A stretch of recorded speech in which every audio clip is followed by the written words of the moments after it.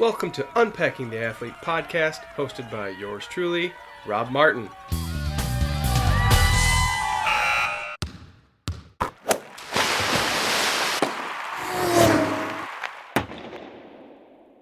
Welcome to Unpacking the Athlete, a podcast dedicated to diving deep into what makes athletes who they are. This is episode 2. Today's guest is an avid mountain biker and overall badass chick. In the 2022 Whiskey Pro Fat Tire Crit in Arizona, she was 9th. 12 hours later, in the Whiskey Pro 50-mile off-road, she placed 16th. In the 2022 Mohican mountain bike 100-mile race in Ohio, she snagged 3rd in crazy conditions and heat. In the Lumberjack 100-mile in Michigan, she took the top spot. In Order Shore, this is a mountain bike race in the UP. She took 2nd place in 2019 and 2021. For Iceman in the Pro Women's race, she was top 10 in the past 2 years. At Barry-Roubaix, she was in the top 10 the last 3 years. And in Coast to Coast, she won by almost an hour, and this was a 100-mile race. And I got lost twice. And she got lost twice. This is our guest today. Her name's Julie Medema, and she resides in Michigan, and she loves to kick ass on the mountain bike. Welcome, Julie. It's great to have you on today. It's great to be on. We're going to paint a picture of our setting here. So we are outside. We're at Cannonsburg. If everybody knows Cannonsburg, they have a mountain bike trail, and it is a ski resort. It's sunny. Blue skies. Birds Beautiful. are chirping, right? 70 degrees. It's perfect weather. Yeah. Okay. First question of the day. During a race, if these were your only options at an aid station, which one would you choose? Whiskey, beer, or bacon? Bacon, for sure. There was actually a fat bike race up at Big M, and they totally had like a bacon station. They had like a ring of fire. I don't know if you know the reindeer. Oh, guys. really? They were just out in the middle of nowhere, and they were just cooking up bacon. I would definitely prefer bacon over whiskey any day. I'm going to agree with you on that. Yeah. I'm not a whiskey person or a beer person, so I would probably take the bacon as well. Yeah. All right, we're going to get serious. We're going to start with your 2 most recent races, the Whiskey 50 and the Mohican. Yeah. And I want you to tell us a little bit about what each are, and then tell us where they took place and the story behind each. So maybe start first with the crit. Sure. Because we've got 2 with the whiskey. So start with the crit and tell us a little bit how that was, where it was, it was, the streets, the setting. I'll let you take over. Yeah, so Whiskey 50 is in Prescott, Arizona. So it's like right downtown for the crit, and basically it's just like Whiskey Row, and like there's just like thousands of people out just cheering. We've got all the top ladies basically in the country because it's part of the Epic Ride series. So, like Chloe Woodruff was out there, Haley Smith, Alexa Skarda, all these big time ladies, and yeah, you're just basically bumping bars with them, ripping around like this 2-mile course, and yeah, it's pretty wild because it's just so fast, and you put slicks on your mountain bike, so you can definitely like rail the corners and just use your dropper and everything too, which was interesting. But the course this year was much more of like a climber's course. There was a really steep climb to start, so everybody just kind of blew up and just got separated. So it was quite an interesting race because there wasn't as much like tactics and group mentality going on. It was just kind of everybody for themselves and just survive until you can't. And a lot of people dropped out early because they were like, oh, I want to save my legs for the next day. That's super early, but I ended up riding with Chloe Woodruff for a couple laps, and I was like, oh, this is kind of fun. She's just like, hometown hero. Everybody's cheering for her. So I just, was riding with an Olympian for 5 laps and decided after tasting blood for a couple laps to call it quits because I was like, I don't want to just totally blow myself up. And not long after that, Alexa Skarda actually lapped almost the whole field and, just took the win.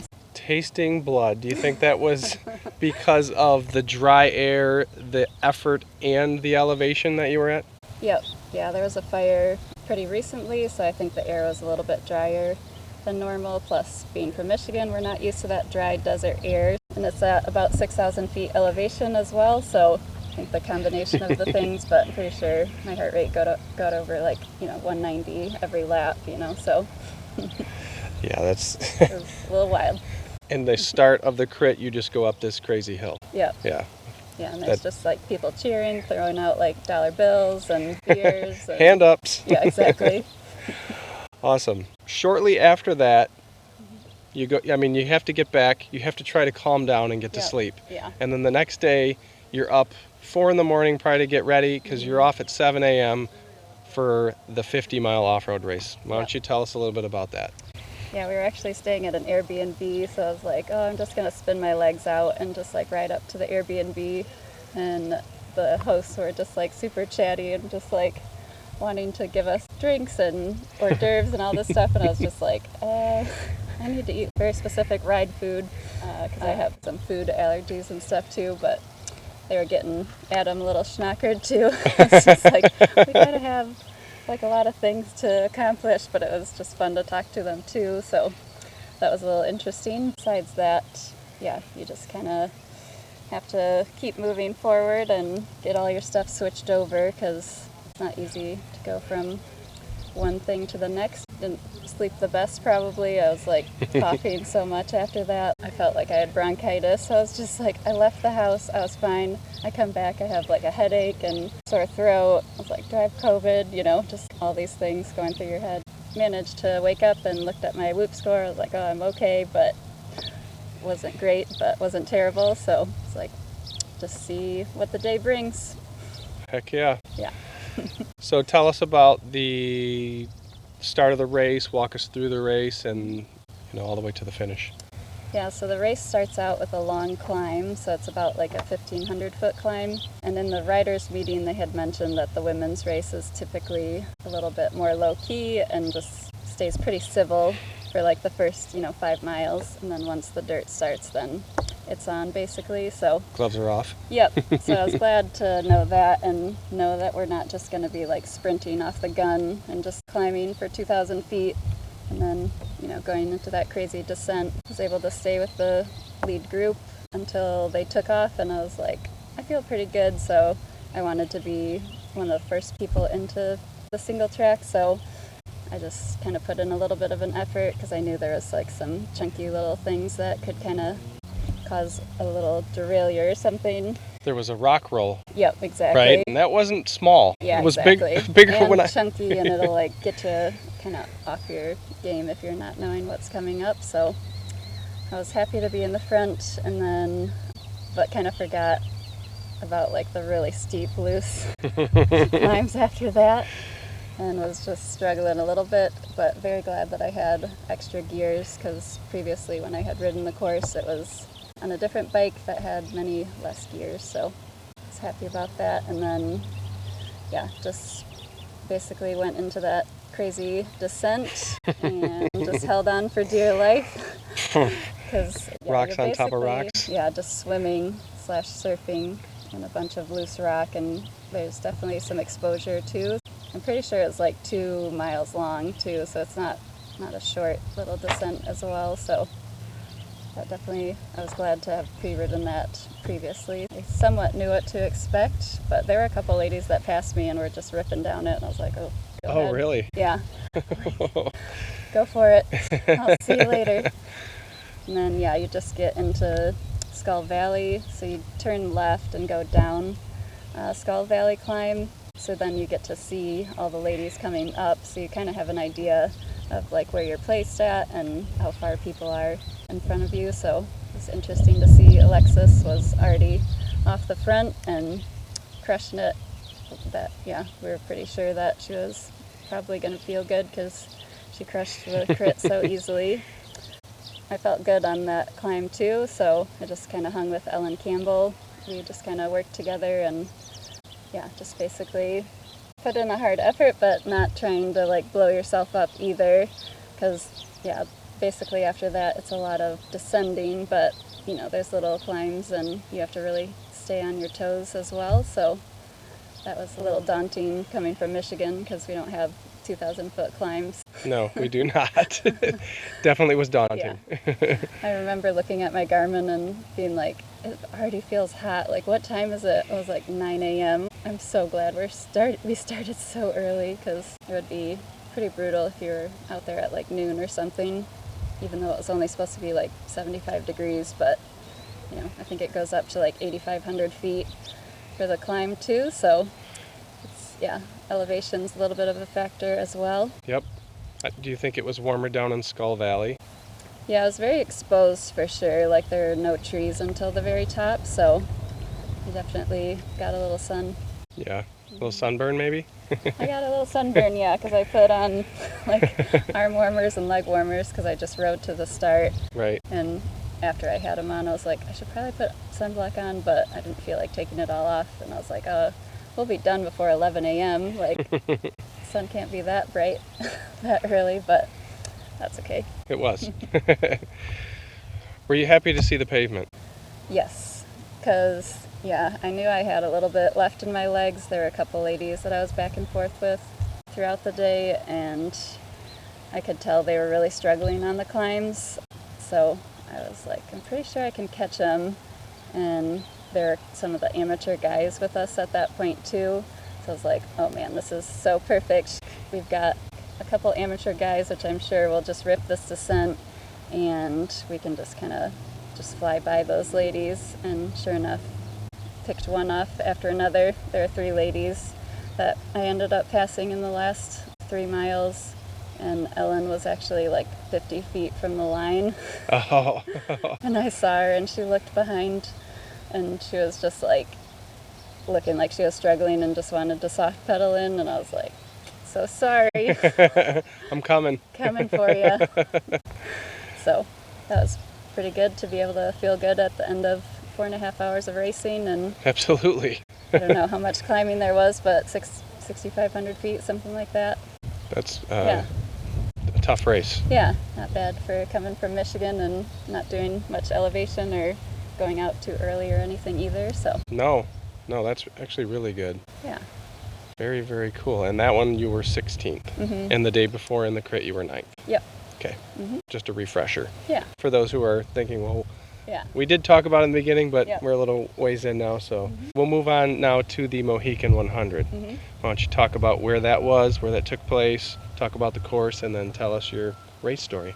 Yeah, so Mohican 100 is in Ohio, which you wouldn't really think of Ohio having a lot of hills, but there's over 11,000 feet of climbing. That's crazy. In 100 miles, and all the climbs basically are like a wall. It's steep, like there's nothing flowy about it. So That's what I've heard yeah, from almost everybody. it's pretty wild. Like in the past, I guess they said it was actually one of the easiest 100-milers for the new series, but in the last 2 years, they added about 18 miles of new, like kind of deer trail, adventure trail, Okay. which are, steep climbs and steep descents, straight up and straight down. Wow. So last year I had done the 100K, and that was by far the hardest race I've ever done because I didn't know about the 18 miles of new single track, and everyone I had talked to had said the first 25 miles are really hard and slow, and then the rest is easy. 40 miles in, I was like, I don't think it's getting easier. And it didn't. It didn't. I wanted to quit so bad. I was just like, this sucks. Like, my back hurt because all the bumpiness and just not used to all that climbing. And yeah, it was really hot. It was basically the same conditions both years. 85 degrees, 100% humidity yeah. all day. So it was a pretty brutal race, but at least this year I knew what to expect and kind of planned a little bit better. The whiskey may have helped you out. Yeah, I think so. Just being down in the desert and just getting a little bit of some warm weather riding too.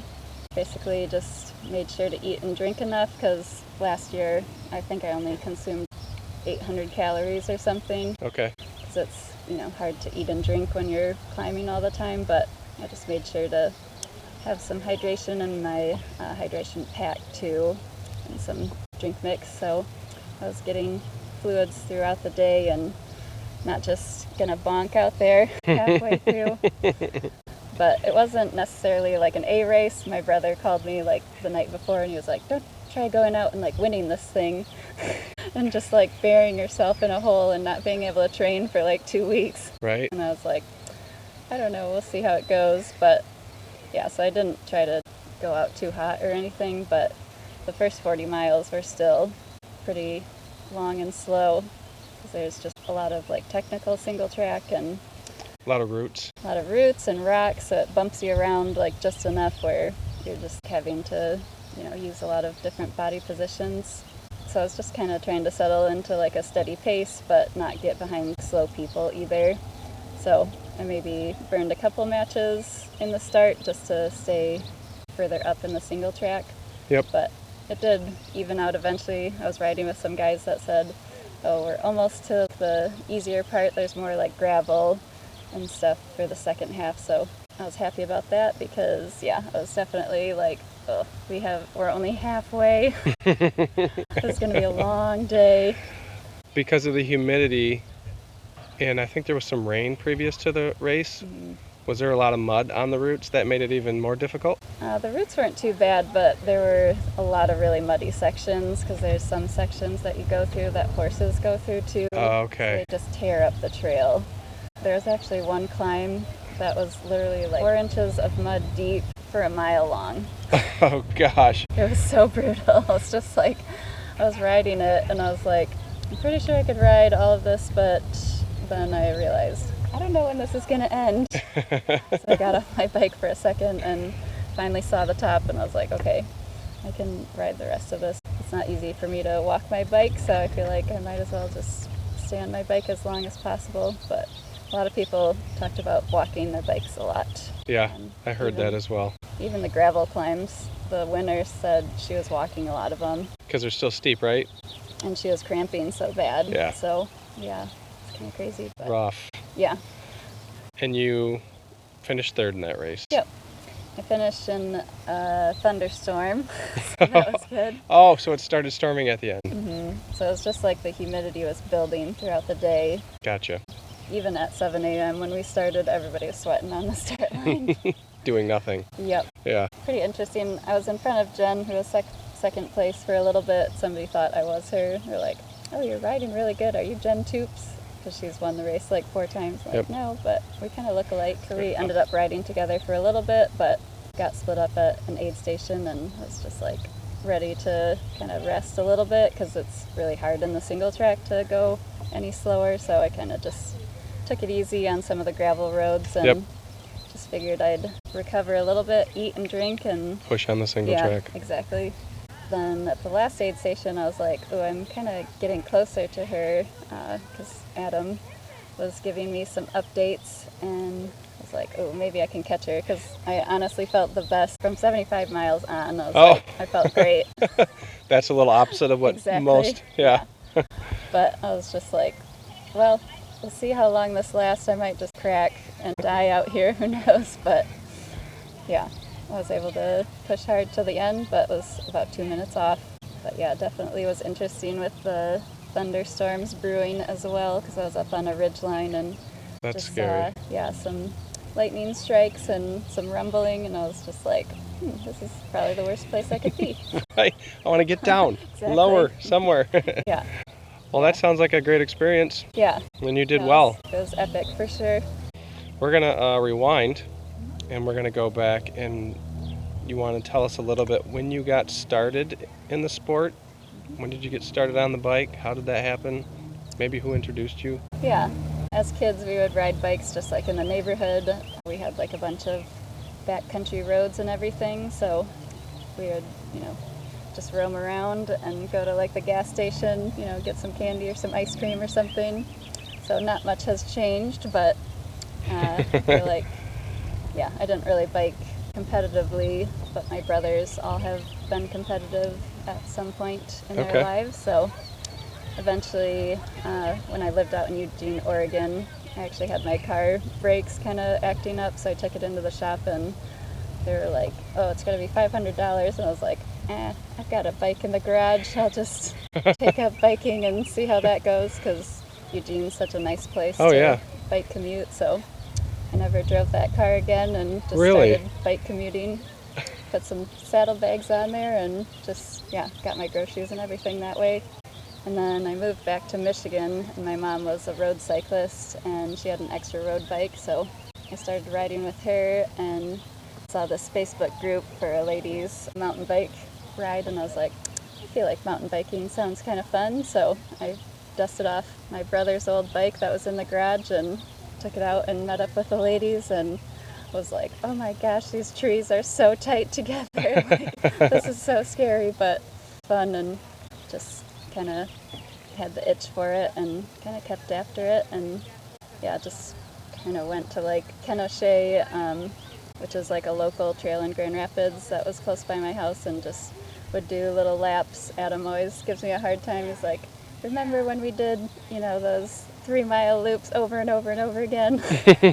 When he's hurting or something. Oh, right. Now the tables have turned, but luckily he was patient with me and rode the track over and over because I wanted to just get faster and like memorize the trail. Right. So that's basically how it started. That's how it started. And just kind of, slowly grew into it. My older brother has been my coach, and just I feel like each year he's basically just been like, however serious I want to take it, just has different advice for different situations. So that's great. Yeah. Actually. It's super helpful. He used to mountain bike race for about 10 years, and he's a nurse anesthetist, so he knows a lot about like physiology and sports medicine and everything too. Nice. Yeah. That's really cool. Yep. That's a good beginning. Just think if your car's brakes wouldn't have been bad. Exactly. What recent event did you do that was challenging and yet fun at the same time? So maybe, I don't know if it's the whiskey or a recent one or one in the past, but something that was fun but challenging. I would say Lumberjack last year was pretty interesting because it was basically a downpour for like 3 hours. So, that's right. It was just like, it's like actually going to storm. I thought it was just going to be a sprinkle, and I like put sunblock on and everything. So I had sunblock just pouring into my eyes for like an hour. It's just like, why did I think that was a good idea? But, the weather can be like a little funky in that little area. So, and cell phone service isn't very good, so I didn't happen to look at the forecast. But I heard some guys talking behind me, and I was just like, those guys are just being dramatic, like it's not actually going to storm. And sure enough, it was raining constantly for hours, and the trail got really wild. It was really rutted out and just super slick in the corners, so it was a little interesting to just figure out how to ride those conditions, because in West Michigan they don't like us riding on the wet trails, so I don't really get a whole lot of practice. We do not, actually. So, that's a good point. Yeah, so eventually kind of figured out how much speed you can hold, but I also didn't want to crash and just, bend your derailleur or, something like that. So I was kind of taking it a little more chill, but I noticed there were 10 guys behind me, and I was like, do you guys want to pass? And they're like, no, we like your pace. I'm like, okay. So at the end of the race, I was just the cleanest person there because I never rode behind anybody. Oh, right. I always had like a trail of guys 10, 15 deep. That's funny. Like, we're keeping a good pace. We like it. All right. It's fine with me. So it was challenging because of the storms and the mud, because we don't get to ride in that. Yep. But it was fun because... Yeah, I ended up just feeling really good for lap 3, and I was like, it's going to be hero dirt soon. Like, it's going to come because it's like a sandy base and it dries up pretty quickly. So it's like, just kept saying, it's going to be hero dirt. It's got to be, eventually. Just ended up just telling myself like, oh, this is so epic. Just try to stay focused and not get too down about the crazy conditions and everything, but was able to pass a couple of my teammates as well in the last couple laps, and at the finish I was like, oh, I didn't realize I was in front of all the Founders guys and won the ladies group, so then that was fun. Yeah. That's epic. Yeah. Rain, did it not only make your eyes burn for a while because of the sunscreen, was it affecting your grip on the bars? Yeah, a little bit.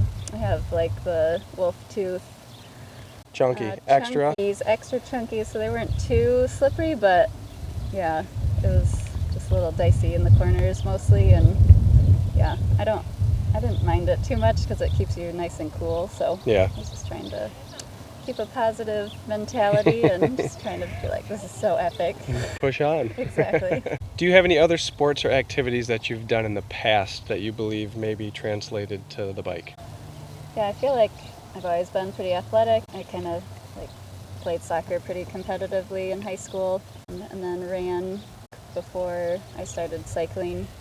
Did a lot of like bike packing and backpacking in Oregon too, so always stayed pretty active. But yeah, it's kind of funny because I ran for a long time, probably like 3 or 4 years, and I never was fast at running. Like, Okay. I could always like do a good sprint or something, but I could never get like 7-minute mile or something. But once I started cycling, I was just like, oh, this seems like kind of second nature, and just kind of like checking the boxes, like next step Yeah. type of thing. So just kind of doing more fat bike racing because that was my first mountain bike. So started at Iceman actually and won the Iceman fat bike race, which I was pretty surprised about because I was in wave 12 and, you know, there's a lot of traffic and whatnot too, but just kind of got bit by the bug and haven't stopped. That's good. Yeah. Iceman traffic. Oh, Yeah. I don't think anyone's experienced that. Never. Oh, that's funny. What was the best investment that you or maybe a parent made in you that has helped you along the way, maybe to get you to where you are today? Yeah, actually I think it's more like my brother as my coach because I feel like he's just got the right mentality, just kind of letting me tell him how serious I want to take it and everything too. So obviously he knows like nobody's going to make $1 million off of it either, so we just kind of make everything fun, and you know, training is just as fun as racing, and doing easy rides are fun too, so just kind of having that nice mixture. Oh yeah, having that person there that, Yeah. you know, a brother that can help you out, that's Yep. definitely something. He definitely pushes me and calls me out if I'm not doing my workout quite right. Sometimes he's like, you know, those rides with the Founders boys, sometimes you're not really in the zone you're supposed to be in and this and that. But I'm like, well, sometimes you got to mix it up. But It's kind of hard to stay in zone exactly. 2 when you're supposed to be in zone 2 and when you're on a group ride. Yeah. I'm climbing hills at Big M. Yep. Yeah, it's just not happening. I bet you're Yep. climbing hills here too, and we're not going to Yeah. stay in zone 2. Nope, probably No. not. So yeah. Today I can do beyond zone 2. So. Oh, good. Nice. Did anyone influence you to get on the bike? Do you have an icon that you look up to now? Honestly, it was kind of my mom that got me into riding a little bit. Like, she started road cycling, and that's partially why I started commuting, because I was like, oh, she's doing like these 80-mile rides like on the weekend, and she's like 60 years old. Wow. Like, I can, you know, ride 5 miles to work and back on the bike trail, you know, along the rivers. But I feel like now Lael Wilcox or like Keegan Swenson are very fun to follow because they just kind of have the same mentality where they like training and they like doing all these big adventures and stuff. But Yeah. they're not just looking at their power meter just Yep. like nonstop. It's like more about just getting out there and having a good time, but still, you know, getting some good miles in. Absolutely. I see that with Keegan as well. I like to watch him. Yep. And it's funny because during the whiskey, he was just like the first lady in your group. He was Yep. already off the front when we were Right. coming down the hill to the bottom of Skull Valley. Yeah, He but was- how many minutes? A lot. Yeah. He already had a gap. I mean, there wasn't anyone Yeah. close. So Yeah. yeah, He's a beast. he is a beast. I like Christopher Blevins as well. He's Yeah. pretty cool to follow. He's kind of funny and Yep. Yeah, lighthearted. yep, All of his wheelie stuff. Yep. And all of his crazy little tricks. those guys are great. What was your first race that you did, and can you take us through that experience? Yeah, it's actually Skirts in the Dirt. Jill Martindale put that on, and yeah, it was actually here. And I had my fat bike, and this is kind of scary, but it's all ladies, and everybody's dressed up in tutus and as flamingos and stuff, so it's like pretty lighthearted, and there are games as well. So it was like the perfect first race because everybody's having a good time, but also kind of pushing themselves too. Yeah. And what year was that? Do you remember? 2017, Okay. I believe. So That's it was cool. a fun time, and then did Iceman after that. Same year? Yep. That wasn't a bad year for Not too Iceman, bad. right? Yeah, I think it was pretty good conditions actually. I think I remember it was pretty good Much conditions. better than 2019. Or 14, I think. Yeah. 19 and 14 have been, yeah, Mhm. terrible. Yeah. How many hours, and this may vary, but generally speaking, how many hours do you spend on the bike during base building per week? Yeah, probably about 20 to 25. I'm lucky to have my mom in Florida and my younger brother is in Arizona, so definitely take some trips down there and visit them and just put in like a big training block. I think one trip in Florida, I think I put in over 420 miles in like 6 days, so That's awesome. that was pretty fun. Just basically wake up, Right? get my stuff together, head out, and yeah. Come back Get for home. dinner? Yeah, get home before dark. Day after day, and I don't know, I honestly don't mind it whatsoever. Just ride bikes all day. Right. Just explore different areas. We'd go along these little keys and plan routes. There's like all these like fancy bridges. houses and stuff. Yeah. Yeah, that's It's pretty cool. I mean, some parts of Florida are terrible for riding because the cars like don't pay attention and they're just on like an East Beltline type of road Okay. with a bike path, like in quotes. And it's In like, quotes. yeah. I'm like, this is not a bike path. This is a shoulder with a rumble strip and Oh. a bunch of garbage. Yeah, that's not But good. yeah, That's how you so- get flat tires. yeah, exactly. Luckily, there's some little parts that I found that are a little bit more low-key, so overall, it's nice to have that because I would not ride a trainer for 20 hours Oh, a heck week. no. No. Yeah. I actually have not rode the trainer at all this year, and I've got about 3,700 miles in, so That's pretty good. Yeah. Actually, that's really good. yeah, I don't mind coming back and doing some winter riding. I do like lots of fat biking on the gravel roads because they can be a little dicey, so it's nice to have that extra stability and Oh yeah. just kind of go out for 3-4 hours and Fat tire just goes through everything. yeah, exactly.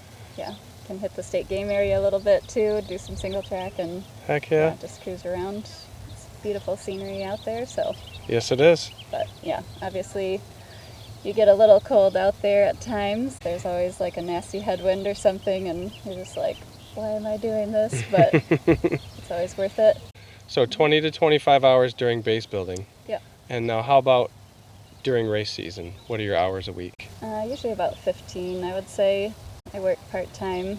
I work as a nurse at the hospital, so I've got a pretty flexible schedule.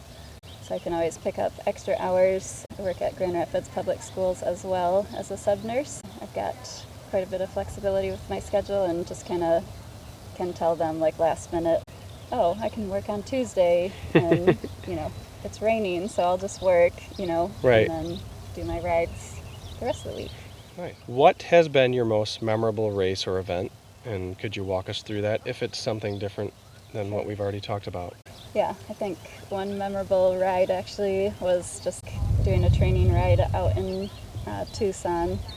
There's Reddington Pass, which is like a big climb up this gravel climb, and then it goes up the backside of Mount Lemon. So it's dirt pretty much the whole way.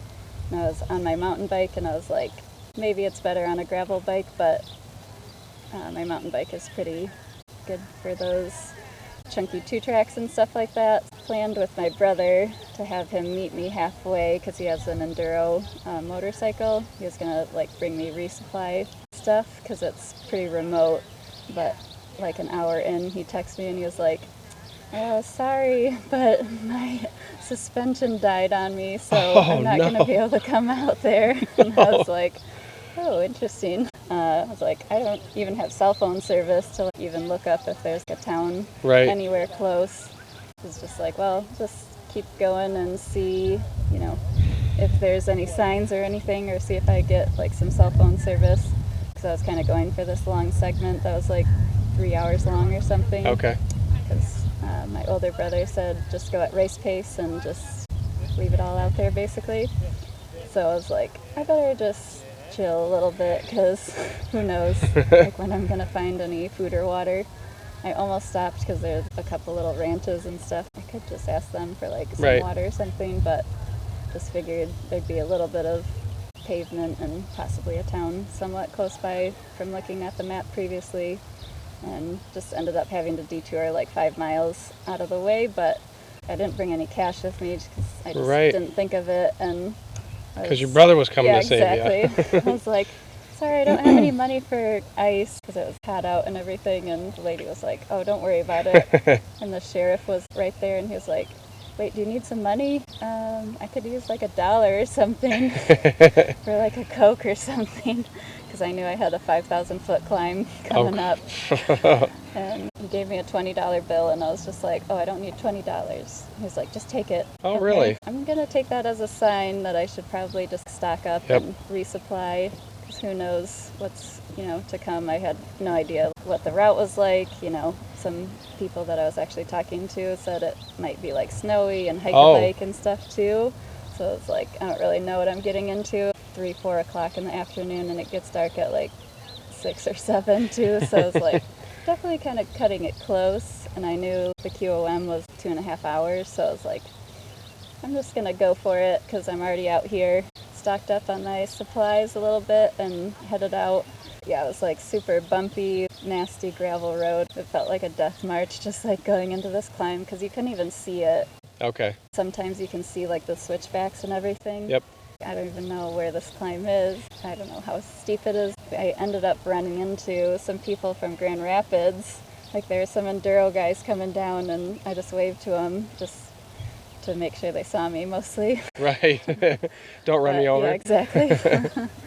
But then they turned around and came back. I thought they were just some other guys, and the guy came up and he was like, hey, it's Ralph. Ralph from Grand Rapids area. He's off of like Alger group and everything. But he's super tall, and I was just like, because I knew he was out in the area, and I was like, that's so crazy. How are we on this same crazy 2-track in the middle of nowhere?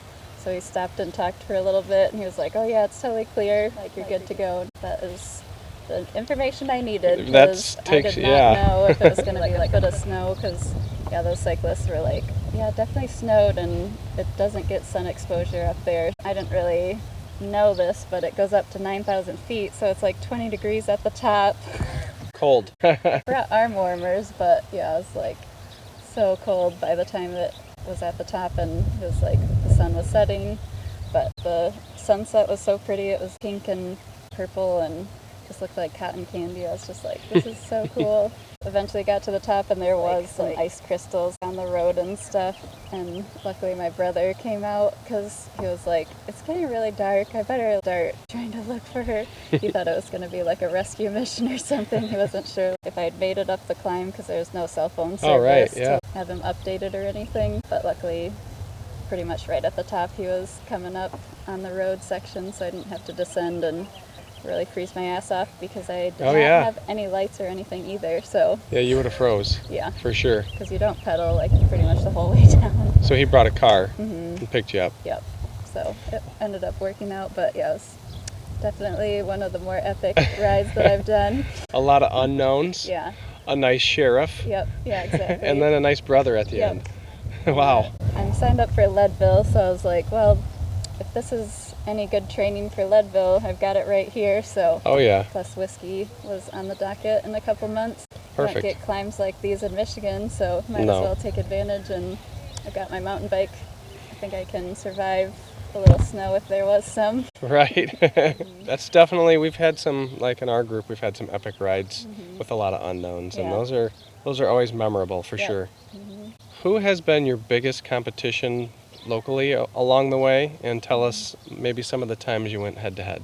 I would say locally it would be Paige Peters. She just kind of burst onto the scene in the last couple of years. She does more gravel, but yeah, she's been a good riding partner to push me a little bit, and she's pretty precise about her training too, so it's always fun to go out. A week ago we went out and just did a ride where she was doing her efforts, and I was like, I'm not supposed to go crazy, but I'll just sit on your wheel going along at 30 miles an hour, not even on a descent. I'm like, this is pretty cool. Like, just, with another female. So we've battled a little bit at Barry, but she's pretty strong, so I haven't really ridden too much together with her in the race. But yeah, she's been doing pretty well. She's in the Lifetime Grand Prix series as well, so that's been cool to see how she's doing with that.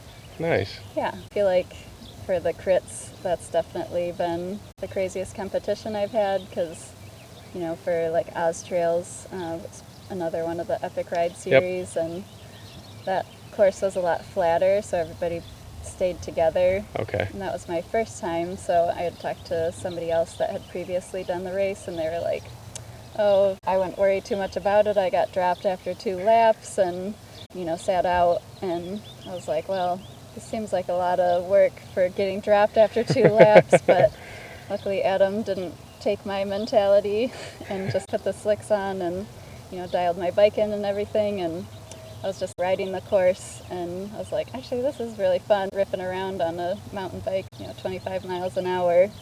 And I had tires borrowed from a friend that were file tread. They're 50 millimeters, so they were like super grippy, so I didn't have to brake at all in the corners. That was pretty fun. And then once we all started, basically the start line, we were just kind of hanging out, getting ready to line up, and they called up a couple ladies, but then they said, everybody can line up, and I was like, oh, I'm just going to sit on the front line, because why not? I'll get in all these girls' photos. And Adam was luckily there with some shot blocks, and okay, now I'm in race mode. So just ended up, being able to stick with the front group, and even felt like really good to start working my way up a little bit. And it was like a long straightaway, and I was just like, I'm gonna just try to get a little closer up, and didn't really notice any spots to go in, so I was like, I'm just gonna go off the front for a little bit. Why not? So I just ended up leading the group for half a lap, and was like, oh, I'm passing all these ladies in stars and stripes like Catherine Pendrell and Alexa Scarda. So that was pretty cool. That's cool. Yeah. Ended up 7th place for that, so that was a lot better than I anticipated, because I wasn't sure if I'd just get dropped, but was able to hang with them no problem. Nice. So yeah, that's very cool. Yeah. Always a fun time, bumping elbows with the fastest ladies in the country. So it sure is. Yeah. Okay, why do you love the sport, and what keeps you going? Yeah, I think mostly it's just like being outside and just like enjoying nature, and basically I feel like every ride is interesting in a different way.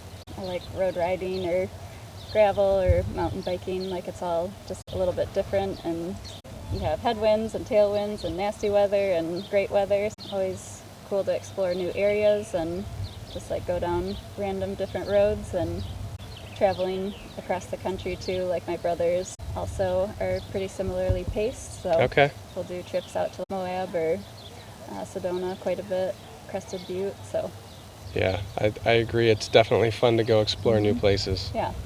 Do you incorporate strength training into your training? Yeah, mostly in the winter, for sure. I did a lot of squats and a lot of core work. Yeah, I feel like squats are very helpful for sure, but yeah, pretty much every time I could barely walk normally the next day. Squats with just body squats, or using barbells? Yeah, doing weights. Like, I don't think I was, doing a crazy amount of weight, but like 10 sets each, or 10 reps each set, trying to build like a good base. And then, especially for mountain biking, you want to be strong, like head to toe. You don't want to just be like this fragile little cyclist that if you crash, you're going to break into a million pieces. Just doing lots of little strength exercises. I don't do it as much now because it's always just like, oh, do I want to be sore for 3 or 4 days? Right. So in the off season, how many days a week would you lift? Probably just do more like core type of stuff, and like if I've got no races for a while, then maybe I would do some squats. But, yeah, not a whole lot of heavy lifting type of stuff, but lots of core push-ups and stuff like that. Yeah. I've got Margie Gessick and Leadville and Lumberjack, so, all those 100-mile races, your body just gets fatigued. Oh, yeah. Just from the long hours, and especially Margie. I've never done it before, but I know it's chunky and rocky, and so it's like all those little movements add up over time. And they absolutely do. Yeah. It's going to be slightly daunting, but I'm excited for the challenge. Good. You've done good, so you're just going to continue to do good. We'll see, hopefully. Do you do any kind of yoga, stretching, massage, percussive therapy, anything like that? I do a lot of foam rolling, just like foam rolling my legs or my back a little bit. And I see like a physical therapist every once in a while if I have any issues, but honestly, like the last time I went to see him, he was like, "You're pretty good." I'm like, yeah, I Good. feel pretty good actually. That's good. Yeah. That's less maintenance, Yeah, right? exactly. So one less appointment to have to try to make work into your schedule. So Yeah. so that's been good. I feel like my body's a little bit more durable over, doing strength training and stuff like that. And yeah, just able to put more of like a training stress load on as well. So Absolutely. yeah. What does a race week look like for you? How many days off do you have? Do you do openers? Honestly, going into, I think whiskey, I think I rode almost 20 hours the week before. Okay.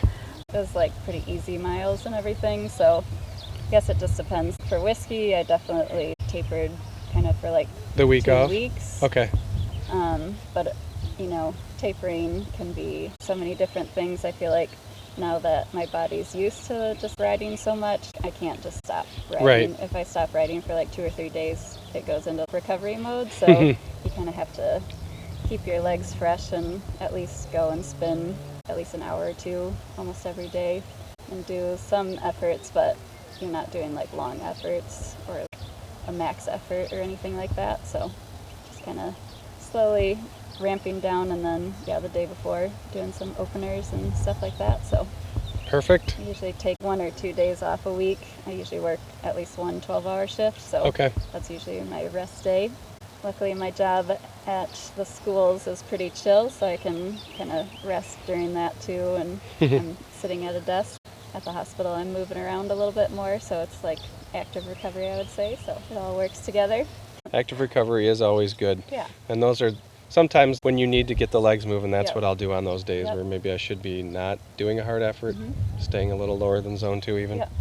What is your favorite interval workout to do on the bike? Do you like shorter intervals? Do you like longer intervals? What's your take on I that? like all of them, to be honest. I like just, the 1 minute all out efforts. You just Yep. like go star a couple Strava segments and see if you can take the top 5 like men's spots or maybe even a KOM every once in a while. I feel like the longer efforts are fun too because you're just ripping along for 30 minutes. Right. Just listen to some music and keeping a good pace and everything too. You like your Pretty much all intervals? of them. Yeah. I like intervals. Yeah. I mean, I don't do intervals every day, but probably just like a couple a week type of thing. Yep. Structured type of training. You can do intervals on the trails too. Oh, absolutely. I'd just like go to Merrill if I need a 5-minute effort or something, just like climb. If there was one race that you could do over, what race would that be, and what would you have done differently? That would definitely be Epic Rides, Oz Trails down in Bentonville. In hindsight, I know like my arch nemesis basically is Slippery Rock, and there's a lot of slippery rock down there. It's basically like limestone, so if it gets wet, it's just like ice. And there's a lot of that, and I crashed like 15 miles in on this log that was just off-centered and just like really bashed my elbow in. Okay. So I was just nursing that for the next 35 miles, and like by the end I couldn't barely hold on to my bars. It was like so painful. So needless to say, I walked a bit of the like slippery rocks, and so it was not the most fun way to race, but I still didn't get passed by anybody, which I was really surprised by. So I ended up 16th as well there. In hindsight, I would go down early and really test out different tire pressure, and we don't get that riding around Michigan, so I'm not used to it. So going down and learning. Yeah. And actually, it's really cold to start out the day, so it's kind of hard to tell what your tire pressure was because my hands were so cold, and I'm pretty sure they were just too high because our gauge, of course, wasn't working. It's dark, 7 a.m. Right. And so I think my tire pressure was too high, so that wasn't helping. No, that doesn't help. Rock and all that too. So generally your tires end up getting firmer throughout the day because it warms up. So yeah, next time definitely do a little more scouting and yep. Yeah. Scouting is good. Yep. Yeah, you would have definitely wanted to lower pressure and who knows, maybe even a different tire. Right. It's tricky because there's like really slippery rocks, but also there's a lot of sharp rock too. Yes. So people are just like, Puncture oh. City. Yeah, exactly. I didn't want to like have a flat either, so I was like, oh, I don't know what my tire pressure should be exactly, but yeah, obviously just practice makes perfect. Going down and pre-riding a couple more days would have been helpful, but you live and you learn. You do. With racing and hard workouts, Yep. do you do anything after for recovery as far as like a protein shake or fruits and vegetables or Not really. not really? Yeah, I just kind of feel what my body needs. My body will tell me like, oh, I need sugary stuff or I need salty something, just basically eat what. And you just go with the cue. Yeah, exactly. Okay. Kind of go off a feel, but try to get a little bit of carbs. If you could spend 1 week training with an athlete of your choice, who would it be? I think it'd be Lael Wilcox because, I don't know, she just has all these big adventure rides and she just has a good attitude about it too and is always just like excited to explore different terrain. And yeah, I feel like bike packing would be cool, getting out and getting into some super remote places. Heck yeah. I just watched a Nate Hill's YouTube video, and he posted a series, I think there were 3 videos about bike packing. They were in some other country and they were super remote. Yeah. And that just looks like a fun activity. I'd like to try to pursue that maybe later. Yeah. What do you do pre-competition to get yourself ready and motivated? Do you do any music? Do you do any visualization? Usually I feel like it's early in the morning, so I just usually ride at least 20-30 miles and just listen to some music and just get a little openers in, something like that.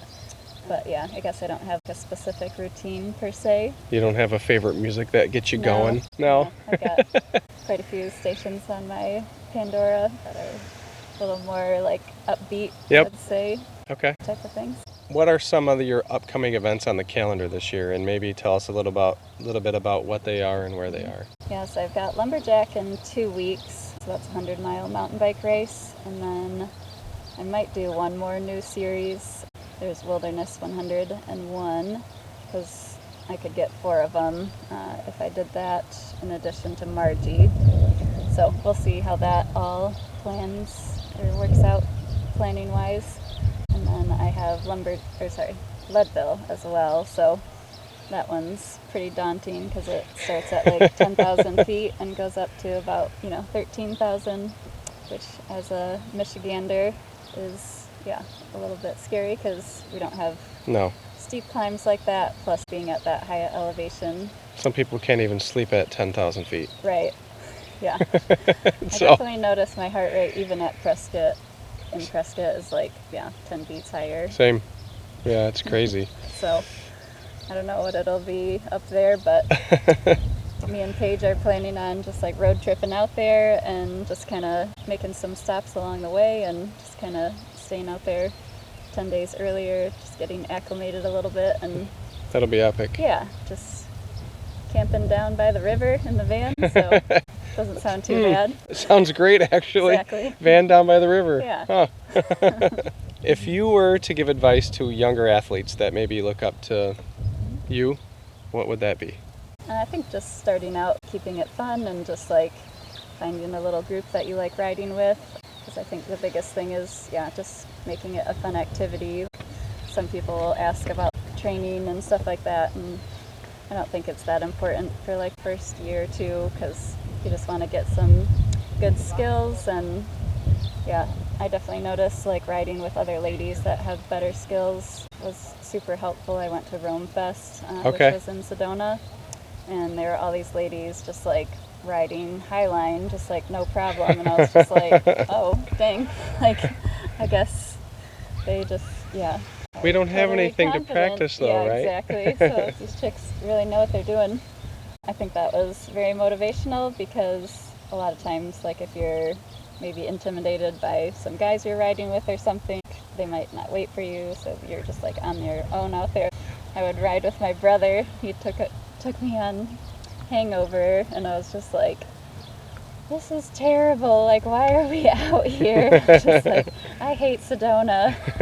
No. Exactly. Wait. But then I went back because Sophie was like, oh, you want to join me for this trip? And I was like, I don't really like Sedona, but I guess if you're going out there, I'll go out, and it's, a totally different experience. Just having a group of ladies or a group of people that are similar skill-wise helps a lot, and yeah, maybe even a coach or something going out and kind of showing you the line and stuff like that. Yep. Can make a big difference. Confidence inspiring to see other ladies like doing, these really big rock rolls or steep chutes and stuff like that. So gives you that I can do that too. Yeah, exactly. Right? It's like if she could do it, maybe I could do it. And now you don't hate Sedona. I love Sedona. Someone recommended for me to go to Sedona, and Yeah. it was a great recommendation. Yeah, it's great. I like Sedona as well. Yeah, for sure. So for the young athletes, just ride your bike. Yeah. Go out, have fun, ride your bike. Yeah. And Find a little group of friends. And, yeah. Just go out and plan a little adventure here or there. It doesn't have to be like 100 miles or, No. Just even like do like a The 3 mile. trifecta or something like that. You could do 2 trail systems and Yeah. have a lunch spot or something like that too. So or like when you started, the 3 mile loop. yeah, exactly. Just do it over and again. over. Exactly. Where can people find you on the web if they want to connect with you? I'm on Instagram at shreddy.jbetty, and Strava is shreddybetty as well, Julie Medema, and I'm also on Facebook, but I feel like Instagram and Strava are the best ways to connect. Those are the ways to connect. Yeah. Perfect. Yeah. Julie, thanks for coming in. Yeah. This has been fun for me. The outdoors has been fun. The conversation's been great. I've liked learning a little more about you and the time we had here today. So I appreciate you coming out and doing this. Yeah, thanks for having me. Thank you for tuning in. Julie and I are going to head out with some others onto the trails here at Cannonsburg. And then afterwards, we're going to, I think, maybe crush some tacos.